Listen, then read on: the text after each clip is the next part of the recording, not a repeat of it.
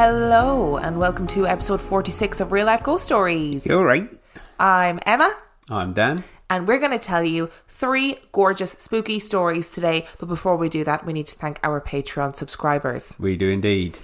And let's do this. We would like to thank Jabel Gaha, Matthew Walters, Ariane Ogako, Nicole Del Grosso, We Need to Talk About Ghosts, Whoop, fellow whoop. podcast. Please go Kevin. check them out. Steph Meehan, Robin Hawes, Zachary, Diana, Jules, Ava and Liam Cosgrove. Hi. We Hi. love you and we love the fact that you're listeners and that you're Patreon subscribers, and your mum made you guys patrons just for us, so you need to give your mum a big hug and say thank you. Jessica Heng, Ashley Wessels, Ailish Byrne, Gigi Davey, Michael Doherty, Daniel Montejo Jesus, Jesus, Adam Hyde, KCG, Christy Bryant, and Cresta the Wise. Nice. So thank you all so much for your Patreon pledges. So appreciate it. I don't think we'll ever be able to express how much we appreciate it, but it's crazy that you guys want to donate your hard-earned cash to us lowly humans, and Absolutely. I really appreciate it. Thank you. Are you ready for your film review this week? Yes. Our film review this week is The Fourth Kind. It was released in 2009. It is 5.9 out of 10 on IMDb and a whopping 18% on Rotten Tomatoes. Would you like a synopsis? I would like a synopsis. Since the 1960s, a disproportionate number of the population in and around Nome, Alaska have gone missing. Despite FBI investigations, the disappearances remain a mystery. Dr. Abigail Tyler Mila Jovovich, I'm going to struggle to pronounce her name the whole way through this, a psychologist may be on the verge of blowing the unsolved cases wide open when, during the course of treating her patients, she finds evidence of alien abductions. Can I start on this one? Yes. I have seen this film before, and I remember at the time thinking it was absolutely terrifying. So I was really tentative about watching it again. And then I realised that Dan had bought the DVD version. So I was like, oh, let's just watch it. And even before we sat down to watch it, Dan was like, are you sure you want to do this? Because you know you're going to get nightmares. This is such a bad idea. And I was like, no, we're doing this for the podcast. We're doing this for the people, okay? We've got to watch it. And what a crock of shit that film is. It's not that bad. Is it not? No. Oh, because I'm pretty sure it is. No, I don't think so. I think that 18% is unjust. I'm baffled as to how I found this film so terrifying. But I'll stop. What were your thoughts on this film? I saw what it was trying to do. It didn't work. And there was a lack of aliens.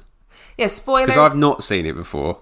Can we just say that there's going to be spoilers in this film review? So if you're not interested in spoilers and you want to go see the film, fast forward about 10 minutes and then go watch the film and then re-listen to our film review. Distinct lack of aliens in this film. Like there's no aliens in this film. No. There's owls. There's lots of owls. Yeah, but you only see that one shot of an owl. No, you saw him a couple of times, but it was the same owl with eyeshadow on. Don't use owls and drag instead of aliens. It doesn't make any sense to me. And I love a good owl. Like, I'm a big fan of owls. I love owls. And I can see what they were trying to do. And I thought it was really clever, that idea that these people are saying, I keep seeing owls at night time. So the premise of the story is, it starts with Mila Jovovich going, I'm Mila Jovovich, actor. And what you're about to see is taken from archived footage. So you get the whole like, oh, shit, this is like a found footage film. And they recreate, and I'm doing recreate in inverted commas, they recreate all the archived footage. And then throughout the film, they have like side-by-sides of the so-called archived footage and the recreation to show you how like accurate it is. And now I appreciate the effort that's gone into pretending that this film is real, but at least make good archived footage. The archived footage is terrible. I'm sure there was one point where there was a previous actor came and who was acting in the main film, then reappeared in the archived footage as someone else. Definitely, 100% did. And then there's this brilliant bit where one of them is having a freak out under their hypnosis, and the guy that's acting, who's in the not real footage, kicks over the table in a much more natural way. But he sort of like in the found footage, he sort of runs and drop kicks the table rather than like doing it naturally when he's scrambling to get off the sofa. He was obviously told that you have to kick over the table, and he does like a little karate kick, whatcha, to kick over the table. It's so ridiculous. But I think my main issue with this film is that they don't do anything like fully. So there's the whole idea of fully, not funny. It's not a funny film because it's so terrible. The whole idea of alien abductions, like in the beginning, it is quite like, oh, what's going on here? Like, and you know that this is something freaky. All of her patients talk about seeing an owl at night time, and then they talk about how it's not an owl. They get freaked out during their hypnosis and whatever, and it's really like, it's quite a good concept. But then you never see one fucking alien, and all of the footage of these people, and there's points in it where these people are possessed almost by these aliens, and they speak for some reason Sumerian. I don't know why they speak Sumerian. I think it's like alluding to the fact that at some point in our history, ancient aliens were kicking around. But even that footage is distorted because they're trying to portray that like the archived footage was all distorted by the aliens or whatever. Anytime it builds towards something good, the footage fails. Yeah, and it's just like, and then I thought, you know what, we're going to see it. We're going to see them being like sucked out of the house. Nothing. No. So if you want to see some damn aliens, don't watch this film. I went to bed after watching this film, not a bother on me. I wasn't even worried about being abducted. No, because there was no aliens in it. Not one single alien. I wasn't overly convinced with the woman that was playing the real person. That was playing the real Dr. Tyler. Dr. Tyler is played by two people. You've got the archived footage, which is her real life self, and then you've got the Mila Jovovich playing her as the actor. Yeah. And as I said, the archived footage is terrible. The only thing I will say about it is the woman that they got to play the real Dr. Tyler looks in like the archive footage looks like an alien. Why are you stealing my thunder? Sorry. Sorry for stealing your thunder, babe. But I don't know. And loads of people have been saying, so I put it up on Instagram and Facebook, and everyone's like, oh my God, that film is so freaky. Is that the film with the owls, blah, blah, blah. I genuinely think you need to go back and rewatch it because it's actually not scary. And it's such a slow burner. Like, fuck all happens. And also, what annoyed me as well was I was doing loads of reading about this film afterwards because I was like, surely people have been pissed off by this. A lot of psychologists have talked about how, like, in Alaska, there's lots of social deprivation. And places like Nome are like these flatlands on the coast in the tundra. They're not these beautiful mountainous regions like is portrayed in the film. And they have major problems with suicide, alcoholism, drug use because there's huge unemployment. It's winter for like 13 months a year or some shit. I don't know. It's kind of delegitimizing the level of mental illness that occurs in these areas because of where they live and because of their socioeconomic status. So then to make this film where it's like, do you know what? Fuck it, it's aliens, is actually really disrespectful, and none of it's real. So anybody out there who thinks this film is based on true events, no, it isn't, babes.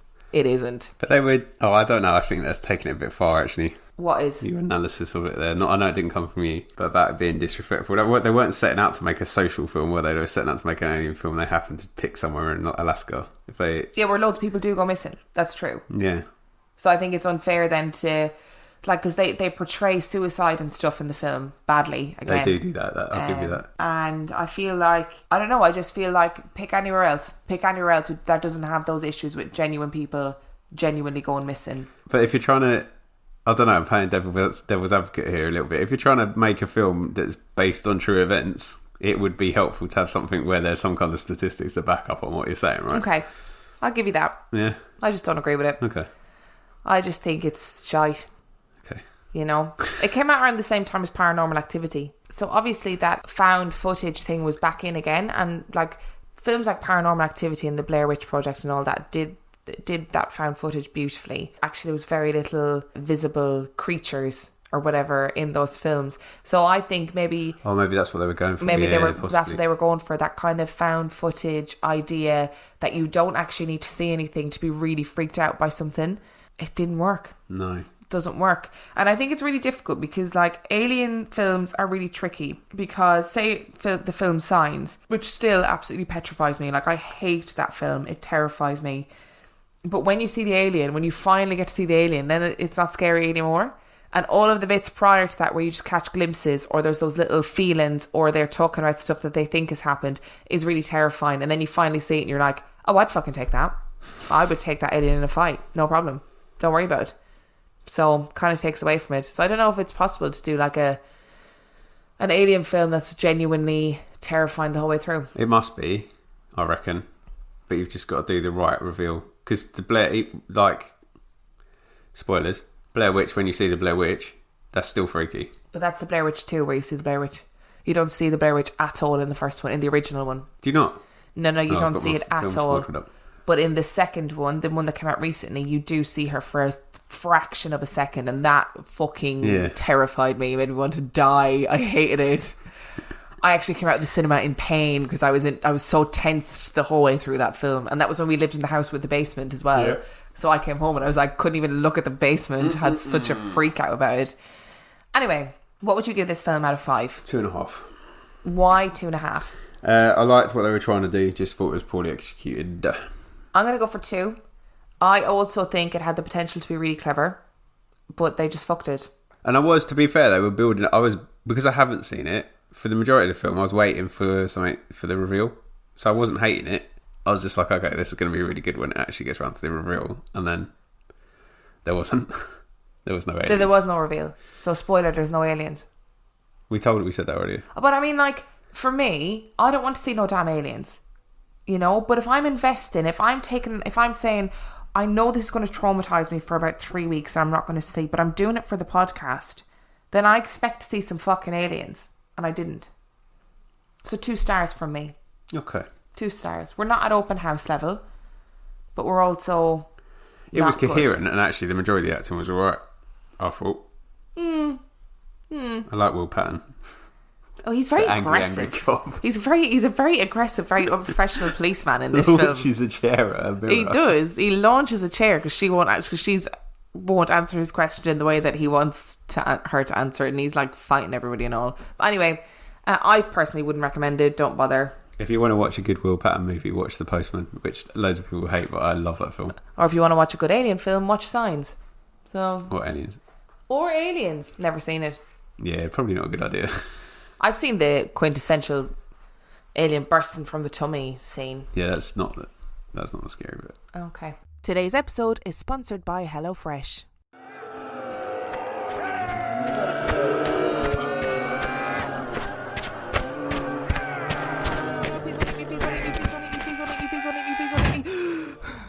I cannot keep risking life and limb in this zombie apocalypse to go to the grocery store. If only there was an easier way. Wait, what's this conveniently placed leaflet? With HelloFresh, you get farm-fresh, pre-portioned ingredients and seasonal recipes delivered right to your doorstep. Skip trips to the grocery store and the impending zombie doom and count on HelloFresh to make home cooking easy, fun and affordable. That's why it's America's #1 meal kit.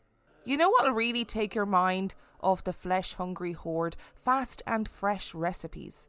HelloFresh's latest line of meals featuring robust flavours and filling portions are ready in less than 15 minutes. Enjoy taste and quality done quick with recipes like falafel power bowls, seared steak and potatoes with béarnaise sauce, or Southwest pork and bean burritos. And let's face it, in the zombie apocalypse, we gotta cook smart and we gotta cook fast. And you know what? We don't all want to be out there fighting our way to the store, so you can stock up on snacks, sides, desserts and more at HelloFresh Market. Simply add these staples and sweets to your weekly order and they'll arrive on your doorstep along with your meals. More yummy food, less mortal peril. Fictional zombie apocalypse aside, I have actually used HelloFresh in real life for years and I love it. I used them long before I ever advertised for them. It saved me so much time, so much money and so much food waste. I'm also not a very good cook, so it allows me to cook and eat better. Go to hellofresh.com/reallifeghoststories22 and use the code reallifeghoststories22 for 22 free meals plus free shipping. That's hellofresh.com/reallifeghoststories22 and use code reallifeghoststories22 for 22 free meals plus free shipping. Oh no, what is that? Oh no, it was meant to be fictional. It wasn't meant to be real. So, Are you ready for some damn stories today? Yeah, let's go for this. Are these leader stories? Reader stories? Leader stories. Are these listener stories? They are listener stories. Okay. We've got 3 listener stories today. I want to say something as well, because somebody said to me on a live stream the other day, they were like, oh, I sent you my story and you haven't, and I thought I'd hear it on the next episode. These stories that I'm reading today are from March. So that's how far back we are in terms of stories. That's how many stories we are getting, which is amazing. Please keep sending them, but you just need to be aware that it might take us a while to get to them, unfortunately. So yeah, if you sent a story, like, we massively appreciate it, and we will absolutely 100% read it out. It might just take us a little while, so I'm sorry. It means you do have to keep listening though every week, just in case it's your story. So that's a good thing for us. Are you ready for story number 1? Never. This is a local story. I'm really sorry, I'm tired. I streamed really late last night. Sorry. Stop yawning. Nobody needs to hear you yawning on the podcast. Okay, don't cry about it. It's okay. Let's get some stories going to get you woken up. Okay. Our first story comes from Violet. I grew up in a 1970s, 1980s house in Dover, which, as I'm sure you know, is a relatively modern house for that area. My parents were the first or second tenants to live there in the 90s, and all of our neighbours were really elderly. It was in the picturesque clifftop village of Aycliffe. My parents were my dad and my stepmom. Both were alcoholics and took drugs, and there was a lot of shouting, arguing and tears in that house. I had 2 stepbrothers. My first experience happened before my stepfamily, when my blood mother and my sister lived there. I was around 4 years old. My dad had this weird plastic foot that was human-sized but hollow and looked really real. He used to hang it out of the loft hatch outside mine and my sister's bedroom door as a laugh. Once it was poking out and moving around the hatch as though it was being controlled from above, and my sister dragged me downstairs, yelling at our dad that it was moving. He laughed and went and got it. It was a joke to him that carried on after my mum took my sister and left. He would warn me if I was bad there was a monster in the loft that would eat me. Being a young child, I believed him. One evening he was downstairs watching television, and I was in my bedroom upstairs when I heard stomping coming from the ceiling above me. Like most lofts, the floor up there were beams with nothing in between, but the stomping noise was loud and in a walking style, moving around. I ran and told my dad, as we were alone at the time, and he laughed and told me not to misbehave if the monster's being so active. That was the only time I heard something, though I would be on tenterhooks constantly for the noise of the loft hatch scraping across the ceiling like it did when it was opened. Due to the nature of the drug taking downstairs, I was always confined to my bedroom, so would have to stay there even when I was petrified. After that incident, I had nightmares constantly of a 1-footed man that would come out of the loft and come for me. In these nightmares, I was always frustratingly slow when running away and scared for my life. Even to this day, I still have that nightmare, and it's been 20 years. What started as a joke for my dad has had a real long-lasting effect on me. The second incident happened when I was around 7 and my stepfamily had moved in. Stepmom was getting herself and my brothers ready for bed, all in one room. We were mucking around and laughing and getting into our pyjamas when suddenly the incredibly heavy antique wooden table and drawers unit sitting in the corner began to move. It came away from its spot and what I can only describe as shuffled across the carpet and all the way into the middle of the room. It fully moved around 1.5 meters. We were all silent, staring at this drawer unit, unable to comprehend what had happened. Then my badass stepmom just sort of snapped out of her confusion, walked over to it and checked it all over. She opened one of the drawers and inside was one of those mini wind-up Action Men dolls that move their arms in a punching motion. And it was punching. She showed it to us and said, "See, that's what made it move," before putting all of her strength into it and shoving this unit back into the corner. This logic seemed to make sense to the 3 of us children, and we carried on playing on our way into bed. Only now as an adult I can see there is no way a tiny Action Man toy could have moved that heavy unit across the room. Not only that, but we had all been having baths and we were ready for bed, and we were unlikely to have played with that toy. So what had set it off? A couple of years later, myself and my stepbrother went downstairs early to make breakfast before going to school. When we entered the kitchen, the fridge freezer had come out of the cove in the wall where it lived and into the middle of the floor. Whoa. A couple of the under-counter cupboards had moved too. We ran upstairs and woke our furious parents, with my dad stomping downstairs to look. He shoved the fridge back into place and joked that the silverfish had clearly moved it before going back to bed. Nothing else was said, and we didn't have another experience like this. There were a couple of other odd events, like my favourite jumper that cloned itself and my brother's giant Lala Teletubby that would sing in the middle of the night. Oh, hell no. But I really don't feel like the house was haunted or that there was any sort of ghost. My dad died there in 2013, so maybe it is now. I don't know. I've chalked these events to being just one of those things phenomena, especially the glitch with my duplicating Mr. Men jumper. I'm sure you have far more interesting stories, but I'm glad I can tell someone about these things. I don't have any friends interested in the paranormal, so it's nice to get these things off my chest. Violet, don't ever feel like your stories aren't interesting, babe. We love them. Violet, don't ever just chalk a fridge freezer moving on its own down to something that just happens. I have not seen this phenomena. I do not think it is something that regularly occurs. Just saying. Also, I am not having singing La La Dolls. I don't know why I'm pointing, nobody can see me.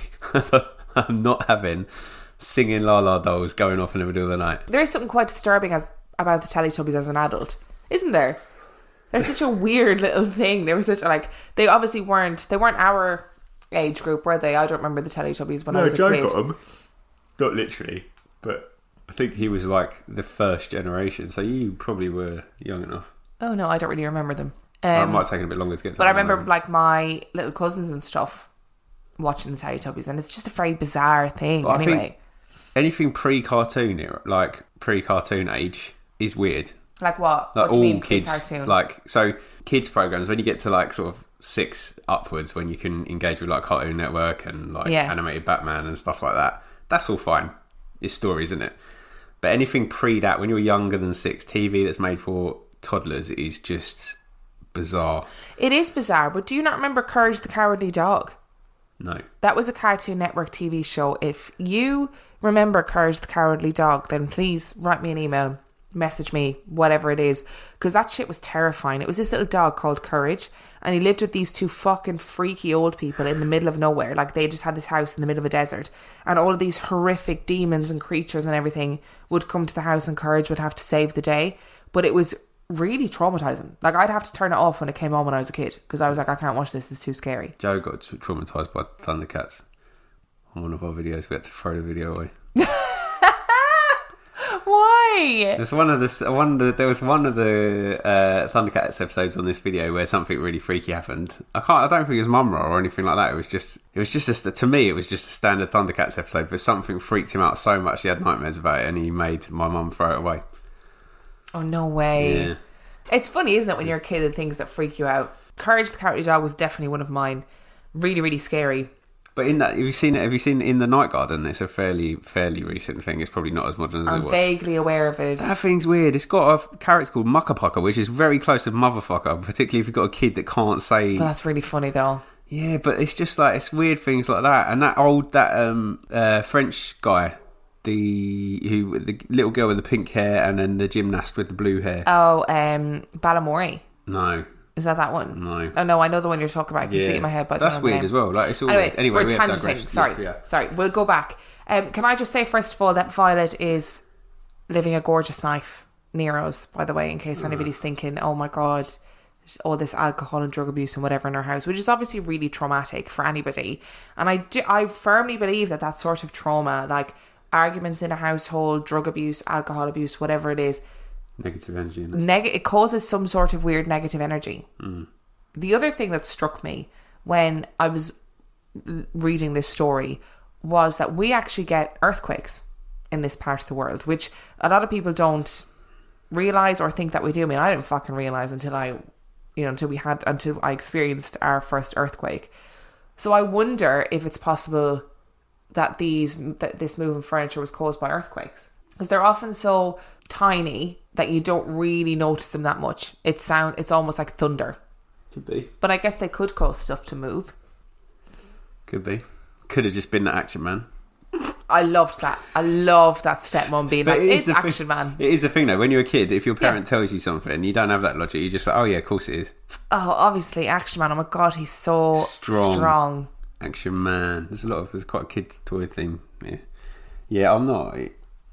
That stuff doesn't just happen. I'm not convinced by the earthquake argument either. It's too weird. The leg hanging outside the bedroom is the weirdest shit I've heard in a long time. It's a very dad thing to do, though. It is a very dad thing to do, but my brothers used to do stuff like that to me all the time, where they'd like tell me things that weren't true just to freak me out.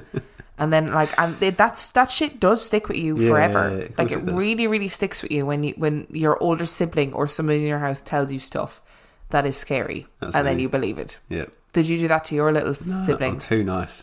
You are too nice. You're talking to the guy that hid in a cupboard when his mum was cleaning to jump out at her, and then talked himself out of it in case it gave her a heart attack. So sat in the wardrobe until she finished cleaning the room, and then got out after. Oh my god, that's the most wholesome thing I've ever heard. Are you serious? Yeah. Were you like 17 when that happened? Yeah. No, I actually was. I was home from uni. And, oh my god, are you serious? Yeah. I was home from uni, and I knew the. I thought you were going to be like 5. No, the room that I stayed in when I came back from uni was down. It used to be a garage, and I knew that the wardrobe was empty, so I was like, "Oh, this will be fun." So I climbed in the wardrobe, and my mum was coming down and cleaning, and I was like, "I can't get out. If I get out, I'm going to scare her." Because my mum was quite jumpy like me, and I was like, "If I get out, I'm going to scare her. She's going to have a heart attack." Yeah, but I don't and think die." you would have killed her. Well, I thought I was going to. I talked myself into a frenzy, and then I ended up just sitting in the wardrobe until she finished and I got out. Well, you heard it here first, ladies and gentlemen. Oh my god, that is so adorable. So yeah, I mean, Joe will probably tell you some things that I told him, but I don't remember being anything particularly mean. He will just go to the bit when I punched his tooth out. That's his current thing that he wants everybody to know about. So somebody posted in the Facebook group about what films traumatized you when you were little, and my brother John let me stay up and watch Silence of the Lambs when I was really young, and I can remember being fucking petrified. And I always remember I got up because he was babysitting me, and I was like, "What are you watching?" He was like, "I'm watching a film about a man who eats people. Do you want to watch it?" And I was like, "Okay." Traumatized, like petrified me. And then my sister was saying that my brothers, so I've got 2 brothers, both my brothers allowed her to stay up and watch Candyman when she was really little. That's a really scary and film. fucking traumatized her as well. Like, honestly, that's horrific. Yet brilliant at the same time.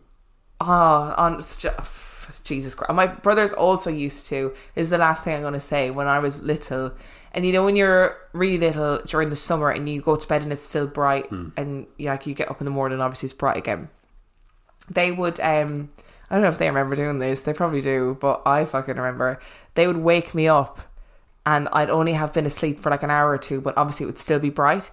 And they'd be like, Emma, get up quick, Santa came. And it would be like the middle of July. But little me would be like, oh my God, Santa came. Fucking dickheads.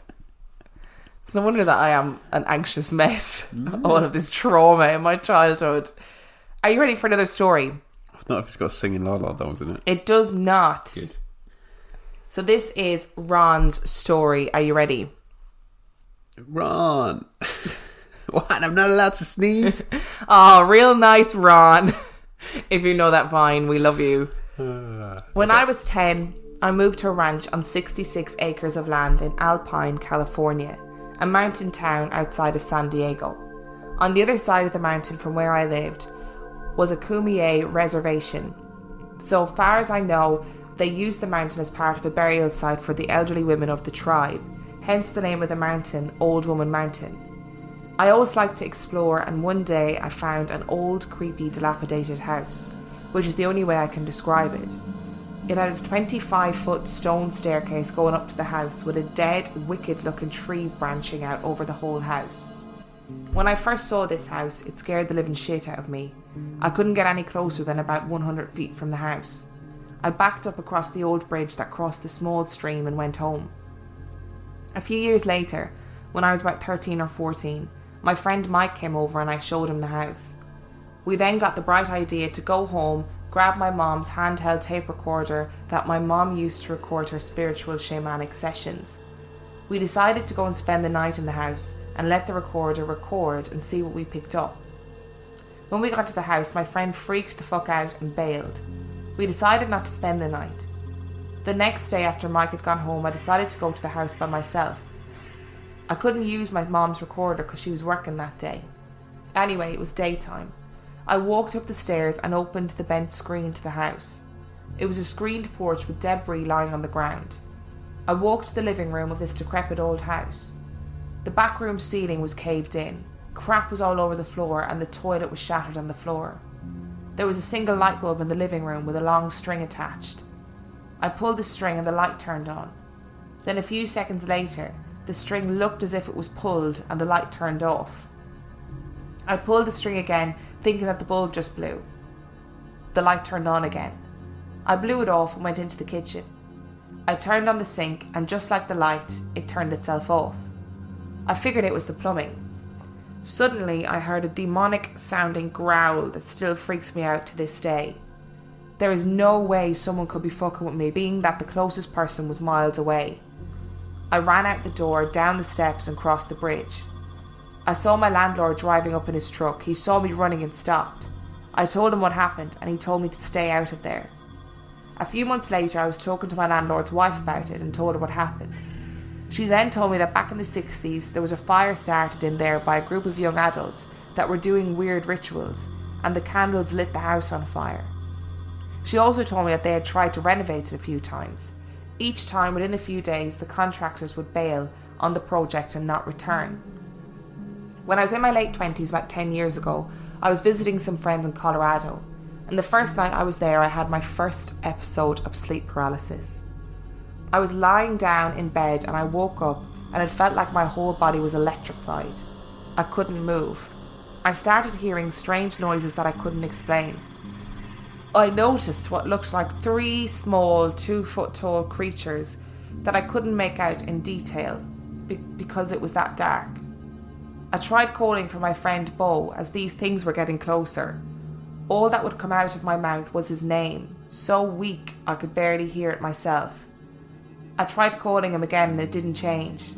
I then felt what I can only describe as a toothless mouth on my foot. I passed out after that and woke up and it was morning. It freaked me out so much that I slept with my shoes on for a few days. I didn't tell my friend as I brushed it off with sleep paralysis. About a year ago, I was talking to my friend and told him what happened. What he said freaked me the fuck out. You saw them too. He was dead serious and told me that he had had a very similar experience the same night I was there. I need to take a break. We've got more stories from Ron, but I'm just gonna stop there for a second. Ron, I can tell you that if any 2-foot, any 2-foot motherfucker was sucking on my foot in the middle of the night, they would be unequivocally, sleep paralysis or not, drop kicked down that fucking stairs. Okay, that's not happening in my world. That actually made my toes curl under the table. See, I hate these stories because I've heard of someone having this experience before where they've had like some kind of touching of the foot or biting on the foot. Oh. But the thing is, they're always response like Ron's. So it's like, I just slept in my shoes or I slept in my socks for a couple of weeks. I can't sleep with stuff on my feet. Like, I cannot deal with it. It's like, I find it hard enough to sleep as it is. Socks on, not happening. Definitely not shoes. So this is going to happen to me at some point, isn't it? What, some 2-foot motherfucker's going to suck on your foot? I really don't know how that would happen in our world. It's not going to happen unless we go stay in like a haunted place or something. But what is the goal? I did not know that, aliens had foot fetishes or that ghosts had foot fetishes. Like, what's going on here? Right, I've got a theory. You got a theory? Go for it. When you get older, yes, you shrink a little bit. Yeah, that's true. You do. Right, and a lot of older people tend to lose their teeth as well. What if these are actually just vampires, just old vampires, and actually what he's trying to do is suck the blood out of everyone's feet, but because he's old, he couldn't do it because he left his vampire dentures home. I thought one of the points of vampires was that they don't get old. Oh yeah, damn it. Unless they were made a vampire when they were old. Oh yeah, there you go. Oh, I can imagine that happening. Oh, you'd just be fucking raging. You'd be like, oh, I'm nearly... because I imagine you get to a point in life where you're like, I'm ready to die now. Like, I've done loads of cool stuff. I've seen the world. Whatever it is. I've given birth to these beautiful children. Whatever it is that makes you happy. Kittens, whatever. Whatever makes you feel like you've fulfilled your life goal. And you're ready. You're like, anytime I'm ready to die, it's cool. I've made my peace with it. And then you get turned into a fucking vampire. And you're stuck being an old person. Yeah. For all eternity. Yeah, that's not fun, is it? And you have to stay inside during daylight as well. So you can't even enjoy the sun. Rank. So are they related? Is it related to the house, or is this a separate thing? Is the foot sucking separate, or is he suggesting that it might be linked to that house that he went to? I think it's a separate thing altogether. Okay. So he sent me a number of stories, but I just read 2 of them together. Okay, so that house with the growl. Yeah, no, I would. I've got fear about that anyway. But do you know what was really interesting about that story? What? Is that in the 60s, that house burnt down. Yeah. And the fire was started by candles. Yeah. Yeah. Why is that interesting? Dan has this thing about me and candles. I am a basic white bitch and I love a good candle. Like, I love a good scented candle. I love them all around the house. Love them everywhere. Thing is, I quite regularly forget to blow them out. So Dan follows me around and blows out candles, which is really annoying because sometimes I haven't forgotten. Sometimes I just want to leave it lighting.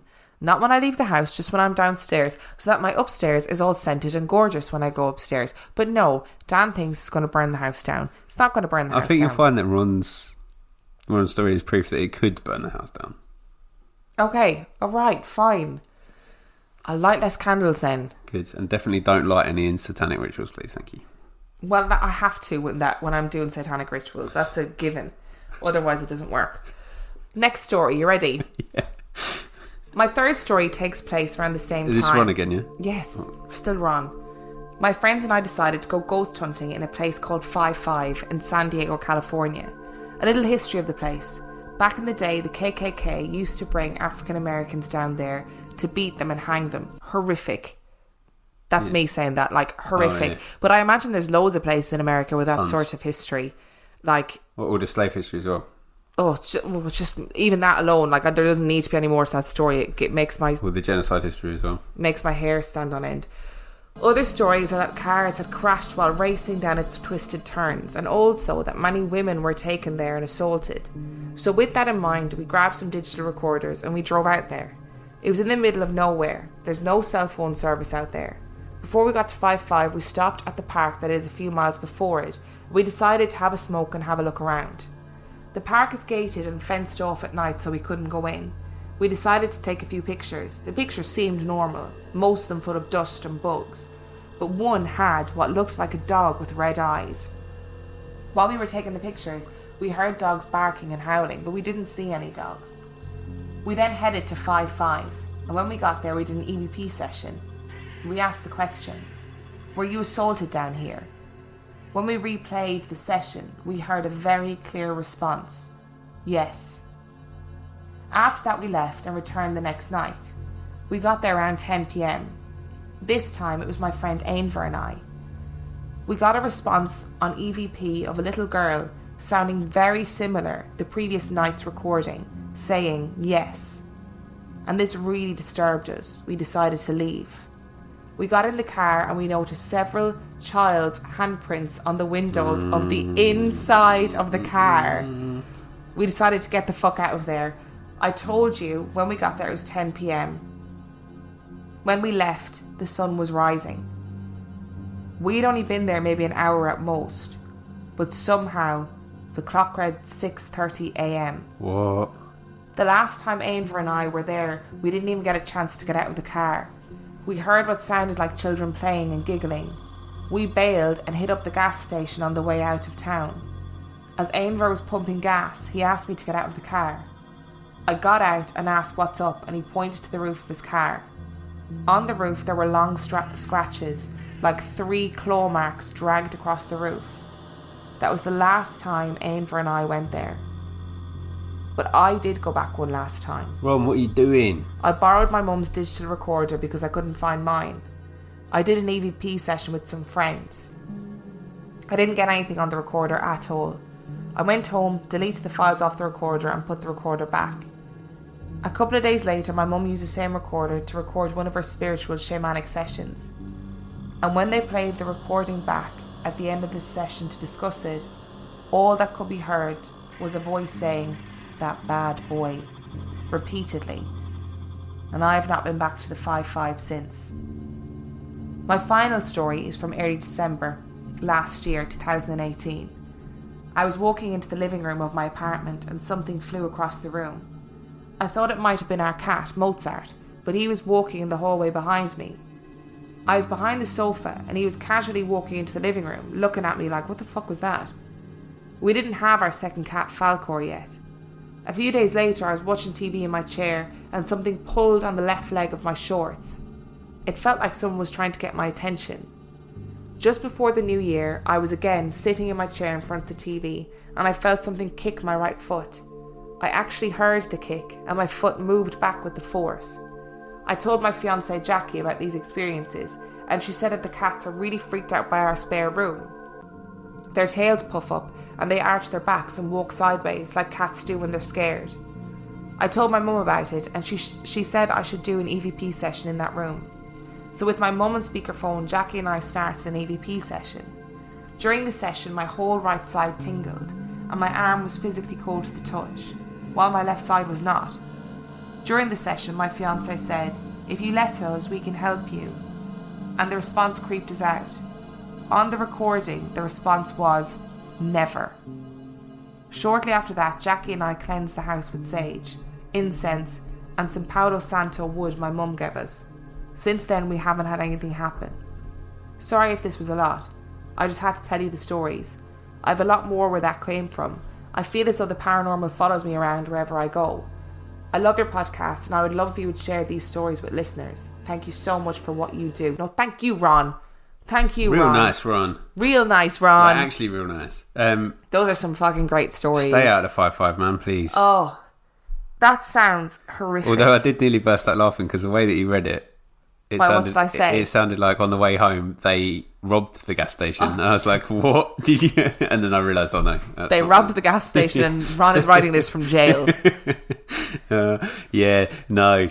And they took a picture and there was a dog with red eyes. They had a little nice EVP and then there was a kid. And kids are scary. Yeah, and that kid was inside the car. Little handprints all over the inside of the car. And then I would burn the on fucking the car. ceiling. Yeah. And then he goes back again. Would you not be really curious though? Like, I can see why he went back. Because I would be really curious. I'd be like, what is this? What's happening? Why is this happening? But you're fine. Anything bad that happens, if we were to do something like that, would come to me.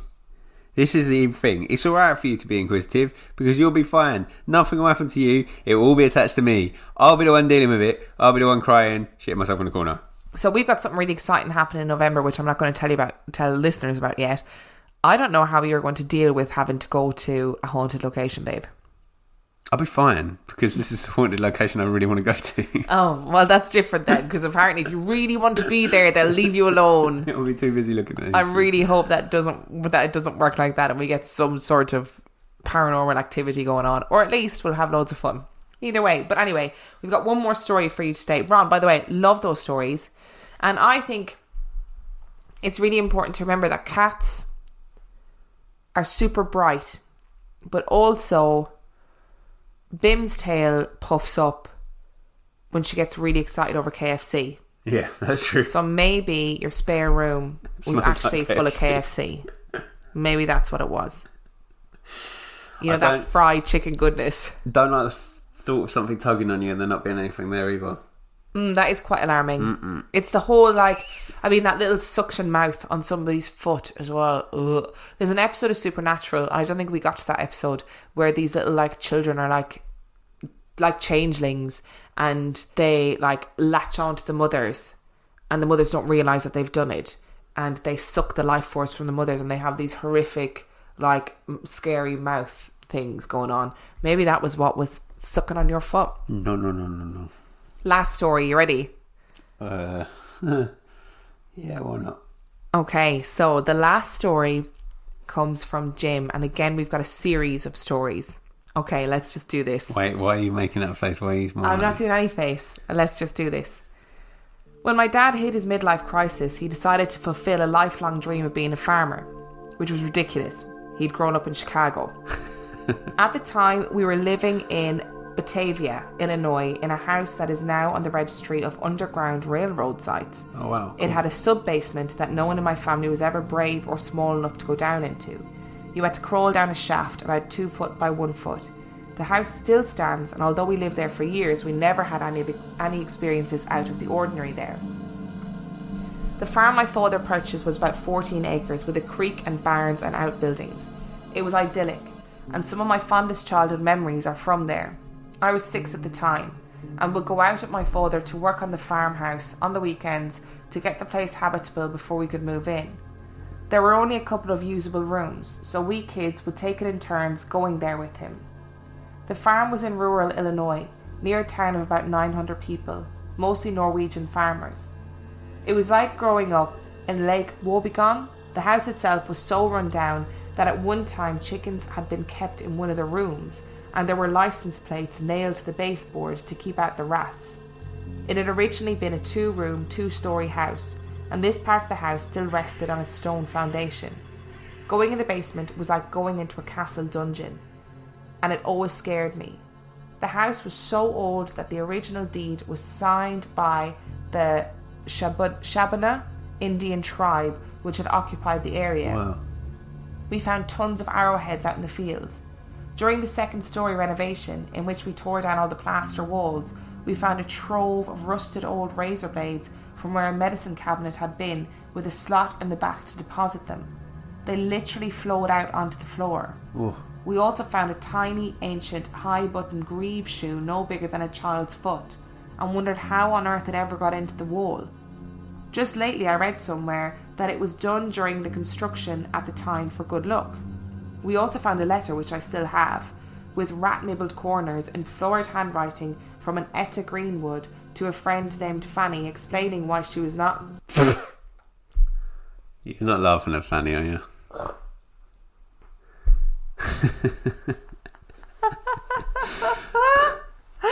Oh, get it together. For American listeners, fanny is a British word for vagina.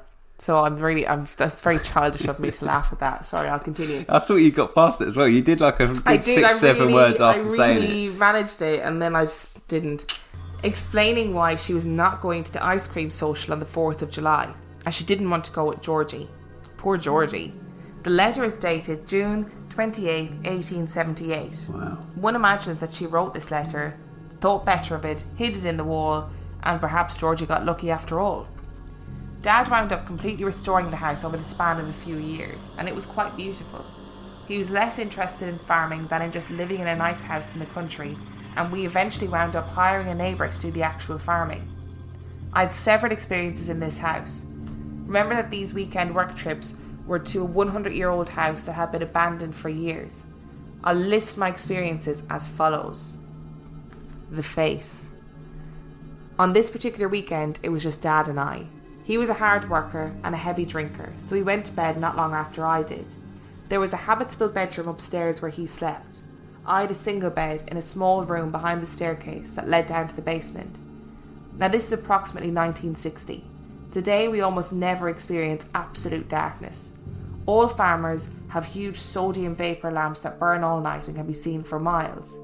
Farmers obviously had electricity in houses that were not built for it, and when night fell, lights went off and it was absolutely dark, profoundly dark. There was a window in my room that had no curtain in it, and I remember on a moonless night not being able to discern its outline because it was pitch black, as was everything else. You could quite literally not see the hand in front of your face. I'd fallen asleep and had no idea for how long when I was awakened in terror. Without being able to see it, I knew there was a face in the blackness facing down at me, mere inches away. I could not hear breath, but that face was there, I was sure of it. As a demonstration, go into a dark room and hold your hand close to your face. Sound changes, and you can feel the heat from your hand and from your face being reflected. I was literally frozen in terror. I've no idea how long this persisted. I dared not move, and I think I either passed out or went back to sleep as some sort of defence. The next morning, I asked my dad if he had come downstairs during the night without turning on the light. He looked at me like my head was on backwards. I remember that experience as if it happened last night, despite the 50 or more intervening years. Fortunately, it was our last night there that weekend, and I looked forward to my room back home. My father was a commercial designer and my mom a teacher. She commuted 15 miles to her job and my dad commuted 40.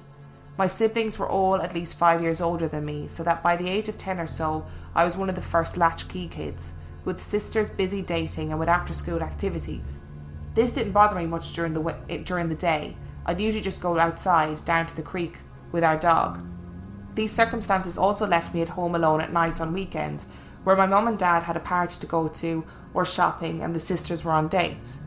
I'd wait up watching the one channel we got on our TV until they got home. Once, however, my next in line sibling, who would have been about 16, was home, so I felt a bit braver. When she went to her room upstairs, I went on to my bedroom down the hall. I wasn't asleep yet when I heard her yelling. My sisters were both pretty teenagers, newly moved to this tiny farm town, so they got a lot of attention from the local boys. They would play pranks, try to window peep. One of them actually put a ladder up to my sister's room one night, and my dad responded by greeting them with his shotgun.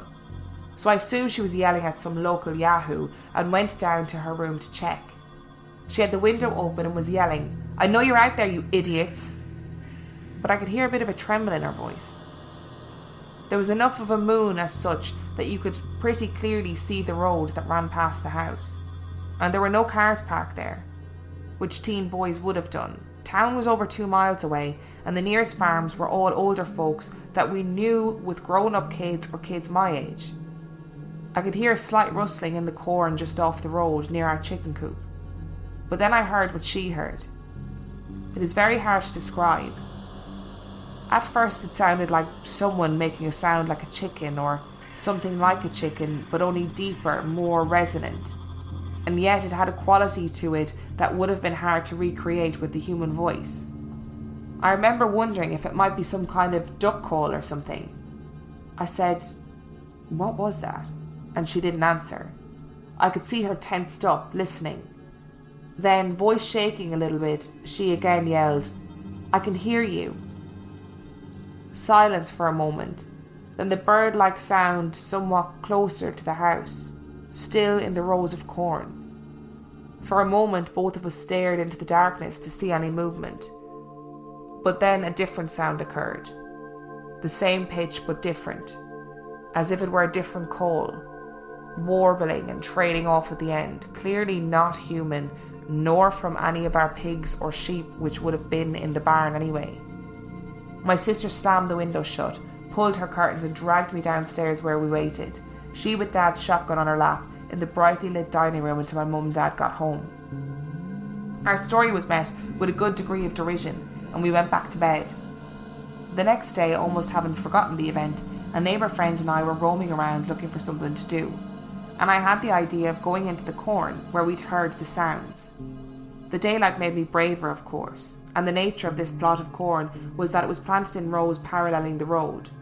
So walking up to the hedgerows, you could see straight between the rows for quite a distance. Nothing. Emboldened, we entered the corn. At about the area where we'd heard the sounds of the night before, I saw in the dark loam 3 footprints. We had chickens, of course, and this part of the Midwest is pheasant country. But I knew their tracks well.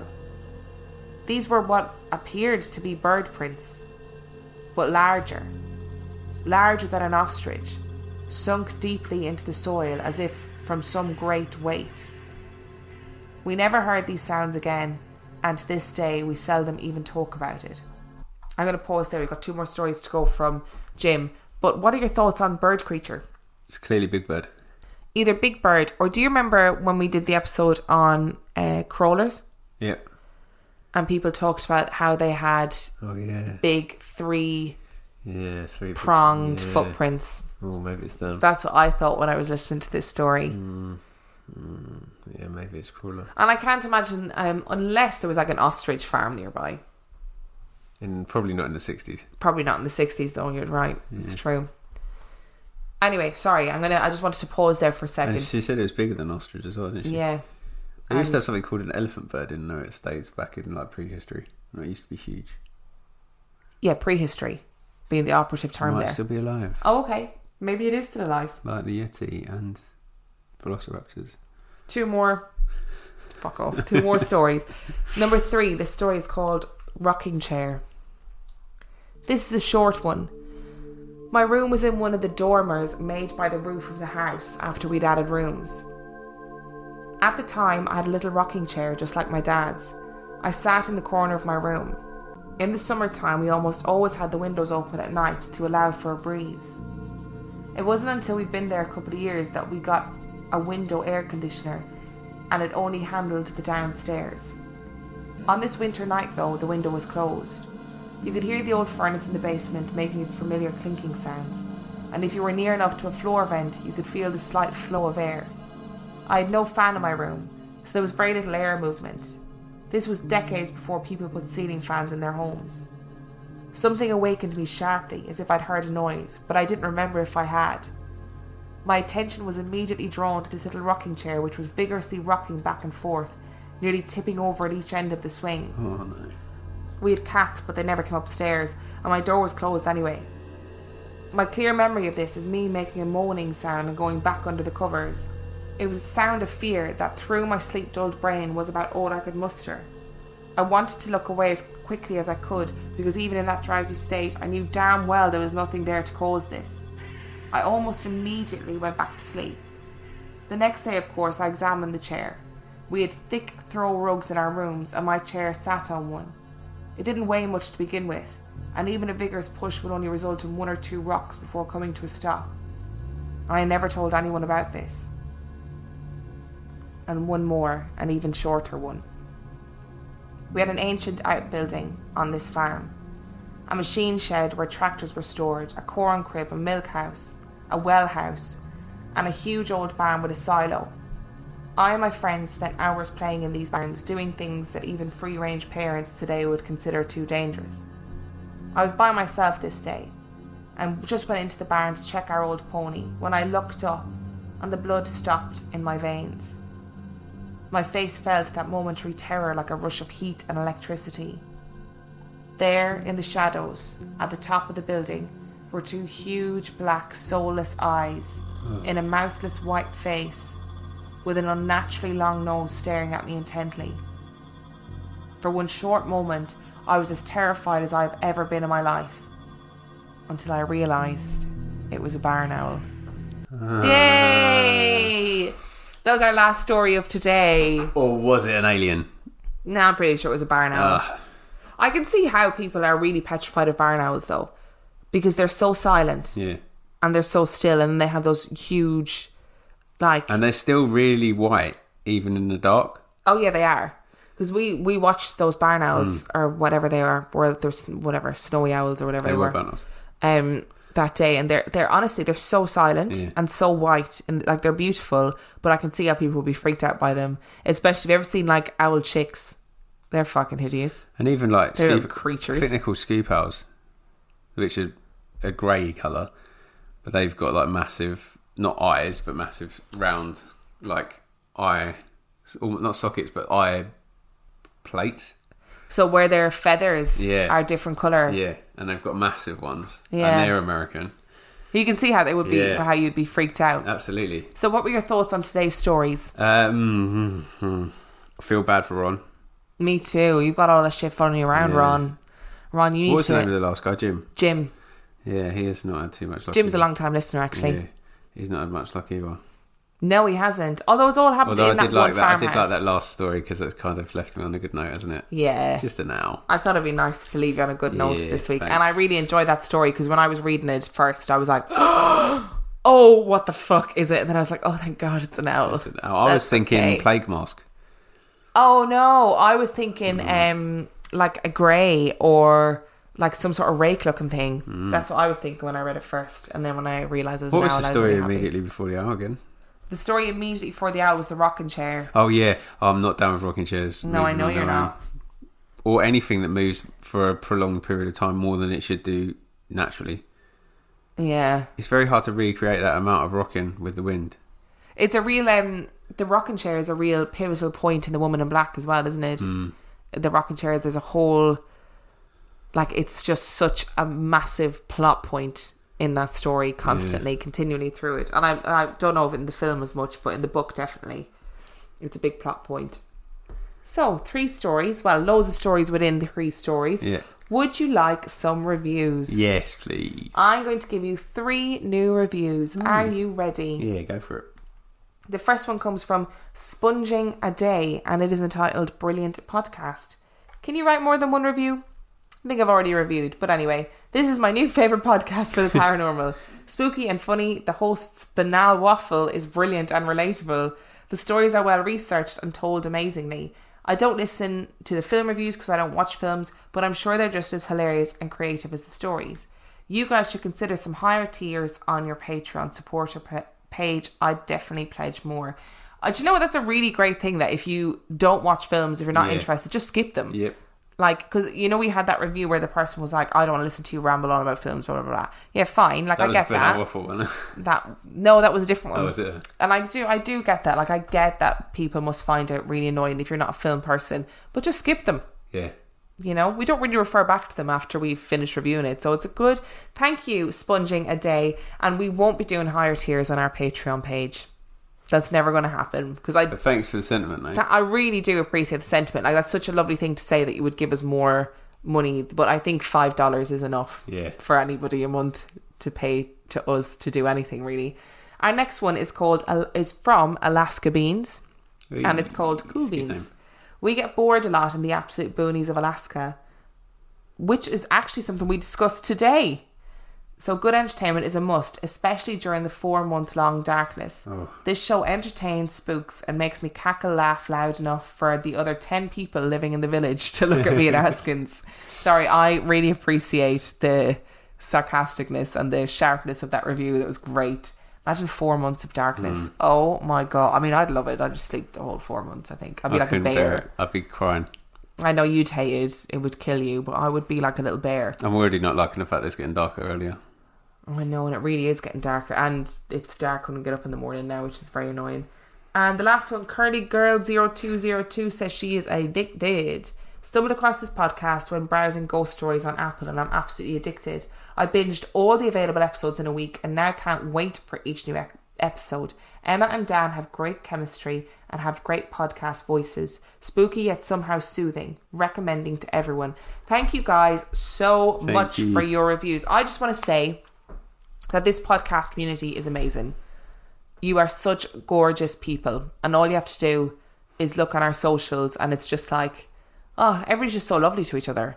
Like, I never have to be like banning people or, you know, censoring people for saying horrible things. Everyone's just really accepting of one another, and that's really nice. Just wanted to say that. Brilliant. So I appreciate it. They make my day on a daily basis.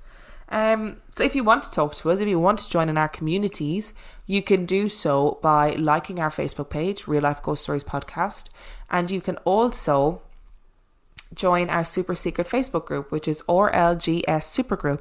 The answer to the question is Emma and Dan, and there is loads of stuff going on over there. We love it. Everybody loves it. There's lots of great people posting lots of great memes. That's what you need in life.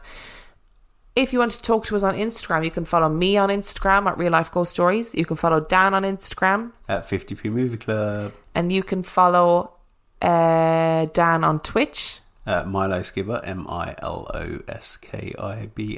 We had our first little Twitch session last night. It was good fun for those of you that were involved. And you can follow us on Twitter at Real Ghost Pod. Oh, I couldn't remember what I was going to say there. I was like, where else do we have stuff? And if you have a story, most importantly, that you want to send us, you can send it to reallifeghoststoriespodcast@gmail.com. We will get to it eventually. And finally, we have a Patreon page, which means that if you enjoy our podcast and want to support it and want to help us make it more of a lucrative business, you can do so by pledging to our Patreon page. You just need to go to patreon.com/real life ghost stories, and you can pledge either $2 or $5 a month to get extra content. We post extra content weekly for $5 tiers, and we have 50p movie club for $2 tiers, which is it is a podcast that I did with Will, where we looked at really bad movies and chatted about them. And I've got some hot off the press news that there will be a second season. Ooh! Only with that Will, because he's the other side of the world, and it's not with me, and it's not with Emma. So exciting! It is I'm very excited for your new season. I think people are going to love it. And on that note, have you anything else that you would like to add? I'd like to dedicate this podcast to Conrad. R.I.P. R.I.P. Beers in heaven. That's a really specific reference to if you watched Dan's Twitch stream last night. I didn't watch it, but I was just told all about it this morning. And on that note, we love you. You are wonderful.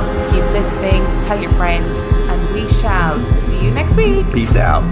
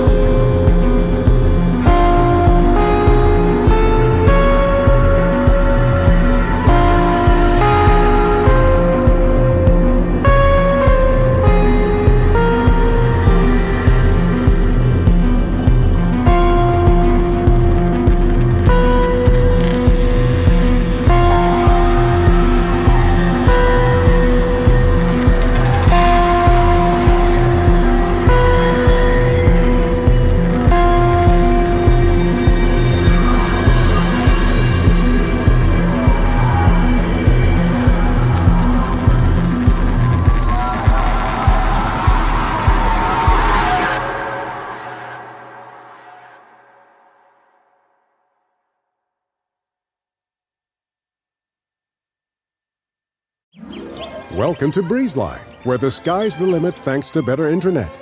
With lightning-fast speeds up to 1 gig, you can game like a boss, stream like a pro, and watch like there's no tomorrow.